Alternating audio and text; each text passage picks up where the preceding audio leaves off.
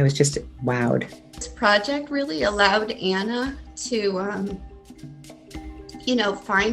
find her voice for the first time. I think is going to really make her feel even more powerful moving forward. As educators, our mission during the pandemic became crystal clear and SpiritCorps was born. Roughly 500 students in Maine from grades 5 to 10 wrote and performed personal stories of courage, gratitude, and mindfulness, inspired by the heroes we celebrate in Spirit Series. This is a celebration of their work. And this is Amelia's compelling and spooky story of courage. Has someone ever told you a scary story about something you're about to do, making you regret even thinking about doing it? That happened to me when I was going down to the basement of school to get some clothes for the school play with 2 other people. We all climbed to the old elevator with its weird smells and flickering lights, just wanting to get this over with. But like every story with an elevator, it didn't go quite how any of us had expected. My heart leapt as the elevator halted to a creaking stop. I clutched the metal bars that wove around the elevator, thousands of thoughts swirling around in my head. People told me a lot of things about that elevator, but I had chosen not to believe them until that moment when the elevator stopped moving. It swayed and creaked, and the fear of falling and dying overtook me. I took a deep breath and tried to figure out what was happening. Before I had time to get my mind focused, the elevator started moving once more. What had just happened? Finally, the elevator stopped and opened its metal jaws to let us out. I practically sprinted out of the elevator. Panting, I remembered where we were. No one talked, but the silence said all that was needed. The inside of the basement looked like a horror movie.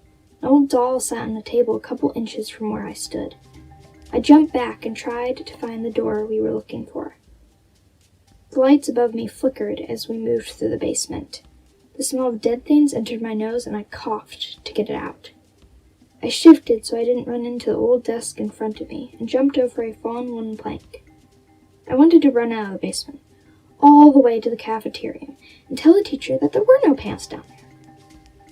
But if I did that, I would be lying, and only because I'm afraid of unlikely things, like the ghost of a dead teacher haunting the basement, or the creepy doll coming to my home and killing me.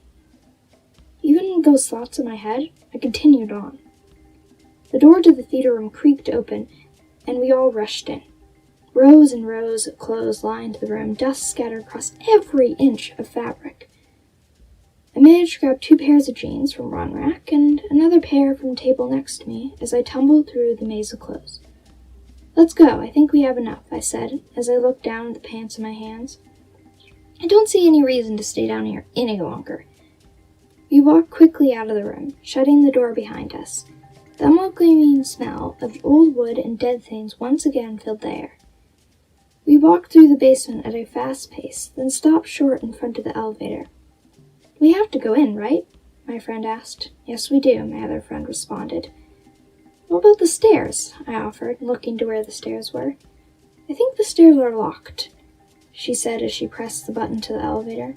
I gulped as the elevator dinged and opened its large doors. I wanted to leave the basement, but the fear that the elevator would drop and kill us all clung to my mind, unwilling to let go. If I didn't get in that elevator, I wouldn't get out of the basement very soon, and I would look like a complete scaredy cat. I sighed and sucked in a deep breath. I had to go in, to prove to myself that I could. With a courage that didn't feel like my own, I stepped inside the elevator, the doors shutting behind me. The lights above me flickered as we began making our way up. My heart thudded inside my chest so loud I swear the whole world could hear it. "Please let us live. Please let us live," I repeated over and over again in my mind, as if I were praying for our lives. The elevator stopped. I held my breath, then released it when the elevator doors opened. The elevator dinged as we walked out of it. We made it!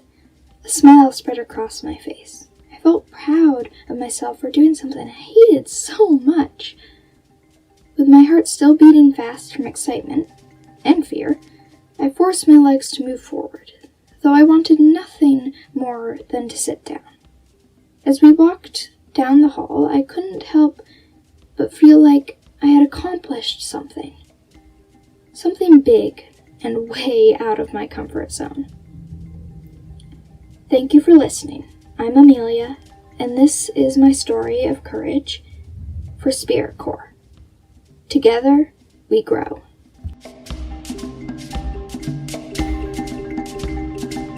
This process really has inspired Amelia, I think, as a reader and a writer. I was surprised that I had like that much to say. Definitely proud of it because it kind of made me step out of my comfort zone. Obviously, kids come to my classroom with different, writing abilities and experiences. And, what I realized at the end of this, actually, I realized it, in the midst of this project, is that every student, regardless of their writing proficiency level, was engaged. She really came out of her shell and was willing to be vulnerable in front of an audience. And I think as a middle schooler, that can be very difficult. So I saw a lot of growth. We're giving them an opportunity to find the heroism in themselves, in their own lives, and giving them a chance to share their story with others. And this is Max's visually vivid story of mindfulness. Do you ever wonder what taking a life feels like?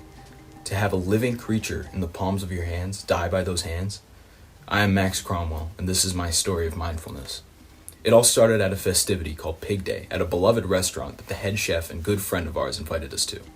The point of Pig Day is to celebrate the lives of the animals that have been raised to be eaten at the restaurant. They lived lives filled with love and warmth, but sadly, that day was their time to go. They made sure to use every part of the animal so that no piece of them was thrown away like trash. I started off my day with a wonderful breakfast along with everyone attending. There were donuts, eggs, rolls, and so on. But my favorite thing from this breakfast was the juicy, rich sausages that melted in your mouth. I eagerly had several of those in that period of time. After breakfast, I was sent out to back where the chickens were being prepared. I was greeted with 8 metal funnels around a pole, all directed towards a bucket underneath them. This is where it happened. Flailing about in their cones, I brandished my blade and advanced towards the contraption. I quickly grabbed the closest chicken's neck and parted the feathers, and there I carved my fatal incision. Her head went limp, and I was blinded by a rushing sensation. Not a sensation of complete and utter dread, not a feeling of sudden enlightenment by mindfulness. In fact, not a feeling at all. It felt no different than doing a chore, and I was confused, as I had heard the stories of my dad doing this and almost passing out, and was expecting my reaction to be somewhat more extreme. But it wasn't. However, my moment of mindfulness has not arrived yet. In fact, I felt it during the dinner, which was much like the breakfast. I sat down at the bench and my sister offered to fill my plate, and I accepted her offer and thanked her when she came back. After I had taken the plate from her, I realized that on the plate there sat chicken, and I realized that I had to eat this chicken right there. And that was when I realized just how much bigger eating meat is than I previously thought.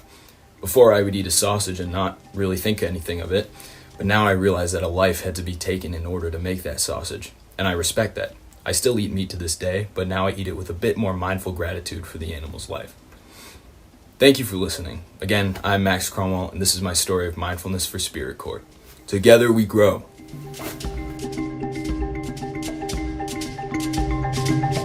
We have writing standards around writing development, writing structure. And so, SpiritCorps and writing these courage stories, check those boxes and then some. The writing portion, the revision portion, I was able to hit all of my writing standards. The story partners, on the other hand, provided a social, emotional, foundation. It really more felt like we were working together, so each of us could create something that was better than what we could create on our own. Because there was a partner involved, this that relationship drove the story a little deeper and further than I would have expected. It really took away the feeling of like, I want to do it right and I want to get a good grade.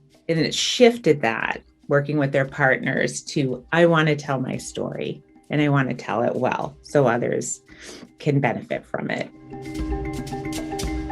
And this is Anna's inspirational story of gratitude.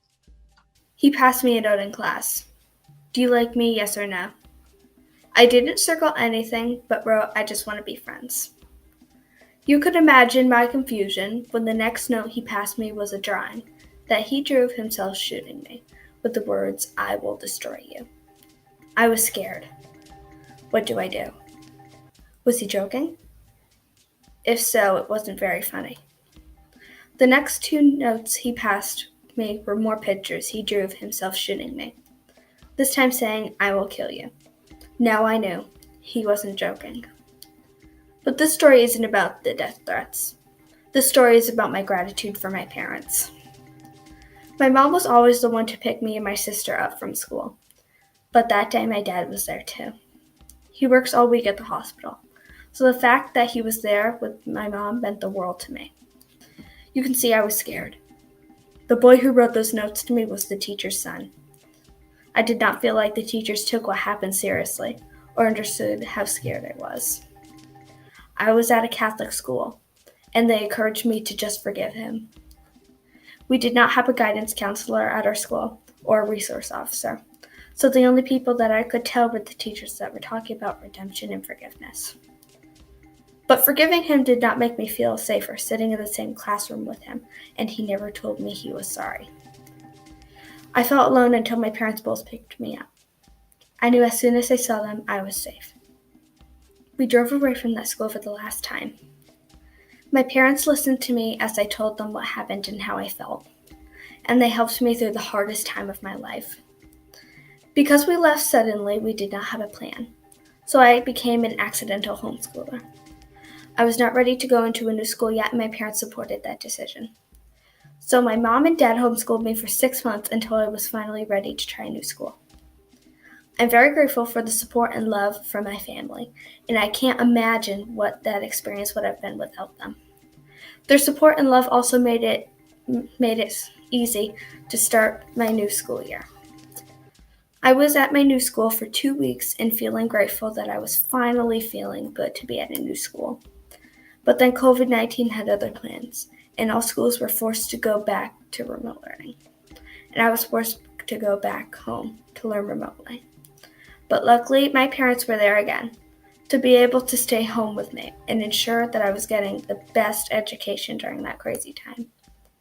Just time and time again, my parents always show me that they're always there for me, no matter what. Through death threats, the worldwide pandemic, and whatever else life may throw at me. My parents listen to me. They believe in me, they support me, and help me through whatever life throws at me. And for that, I will always be grateful. Thank you for listening. I'm Anna, and this is my story of gratitude for SpiritCorps. Together we grow.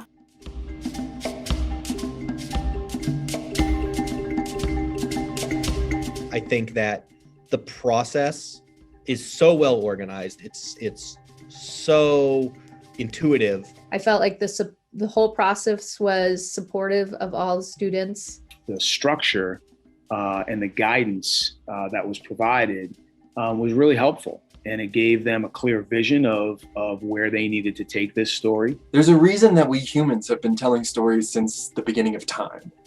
They can teach us, inspire, and open our hearts. But even though it's your story you're sharing, the telling of it is not really about you. It's a gift you give to others, your audience. In a great story, your listeners find themselves and their own story somehow. Working in the video tutorials was also critical. The partnerships and the writing coaches, I really believe, are the cornerstone of the program. We're so busy as teachers and trying to cover so much and do so much that having some support through a developed curriculum, but more importantly, support of other adults who can provide students feedback. I could never provide the feedback they got from all the adults by myself. And this is Ezra's inspirational story of courage. When my mom said there was a pool, I thought it would be fun to go swimming. It was a really hot day and I was ready to do something other than just walk around. When we got there, though, my brother kept asking me to jump off the diving board. I was nervous, but I felt like I had to because I didn't want him to think that I couldn't. I said I would, but in truth, I just wanted to keep swimming. If I stayed in the corner, I could be in the shadow of a cool maple tree, I thought to myself, but it was more than that. I was nervous.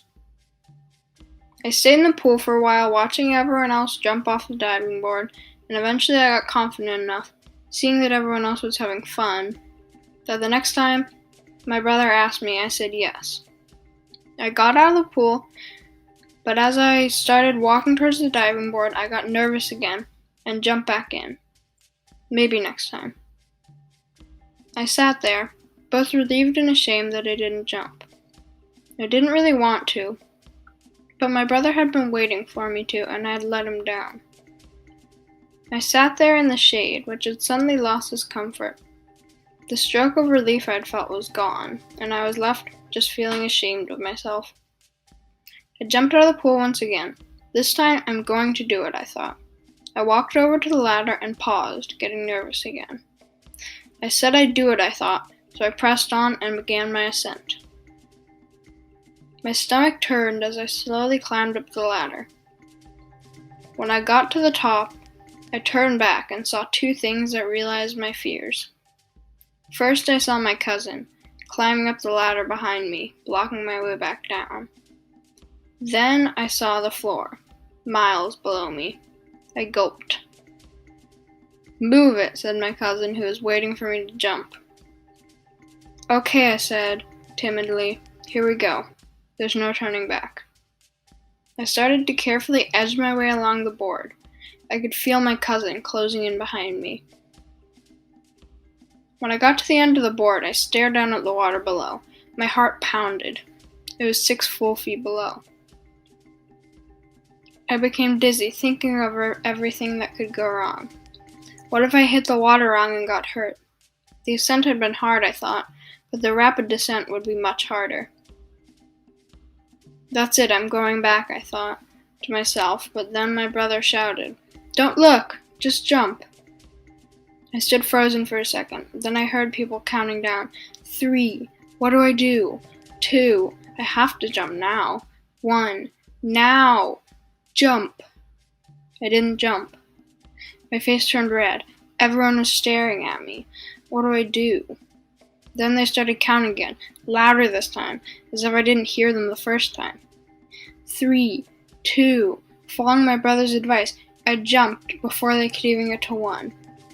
I felt myself flying through the air for a solid second, then I was underwater. It felt like I was flying. I splashed into the water and felt myself being pulled to the bottom of the pool. The water rushed around me. I hit the bottom and kicked off, and I came rushing up to the surface. It was so fun. I burst out of the water smiling. That was great! I jumped out of the pool and ran around to the diving board, and I jumped back in again. Woohoo! I cried. It was so fun that I did it over and over again. That day, I learned that sometimes you might be scared to do something, but it's worth it because you can gain good experience, and you might even like it. Once I got out of the pool and changed back into my clothes, I stood on the side of the pool and watched my brother continuously jump off the high diving board, which was twice as high as the one I jumped off of.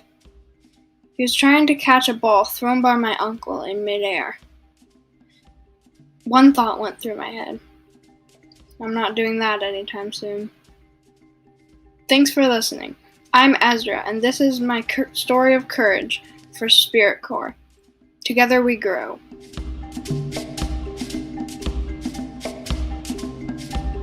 I learned about my students in ways that I wouldn't have. We were all out of our comfort zone. It was not easy. It was very challenging.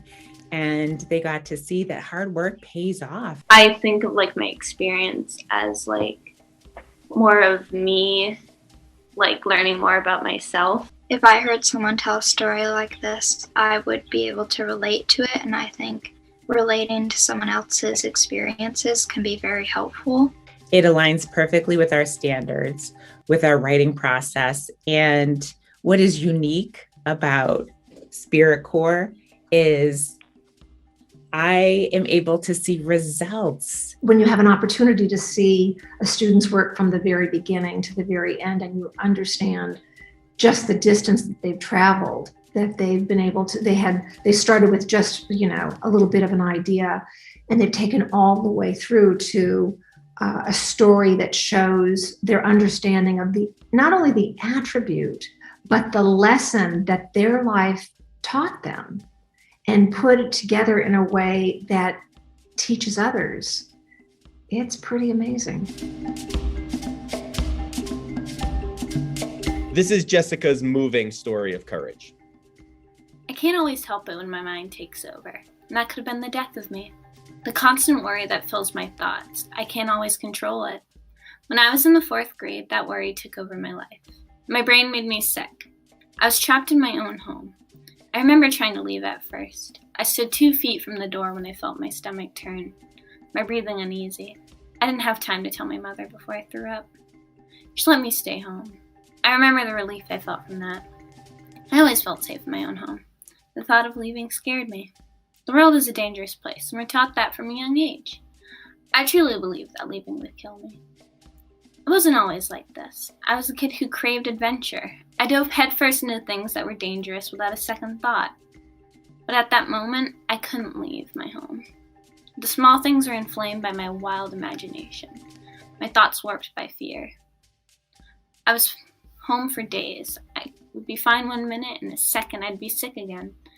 I was in constant pain, fighting an invisible sickness. I was slowly torturing myself because I was scared.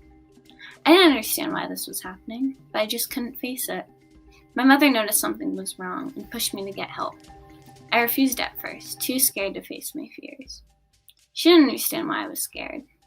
She didn't know what was going on in my brain. The constant thought of getting hurt, rallying in my head.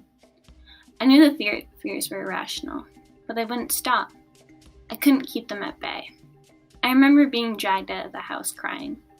The tears didn't stop when I arrived at school. My mother fought with me in the car, forcing me to go inside. The silence was deafening. We waited in the office what felt like hours. A harsh chill coursing through my veins, shaking me violently.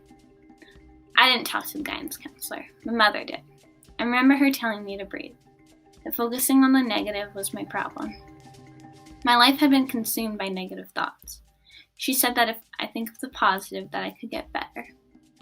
I was so done at that point, I just wanted to go home. I was still scared because I had tried that, to push all the bad out. Nothing seemed to help me. Still, I took a deep breath in, then another. I sat in my chair and just breathed, until my body calmed itself. I then realized at that moment what was happening. I was too scared to face my fears that I let them control me. I knew I didn't want that, so I made a decision. I walked down the hallway back to my class, my hands still shaking.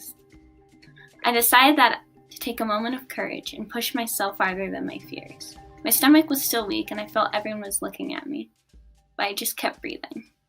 I found it strange that I was fine. I wasn't sick anymore.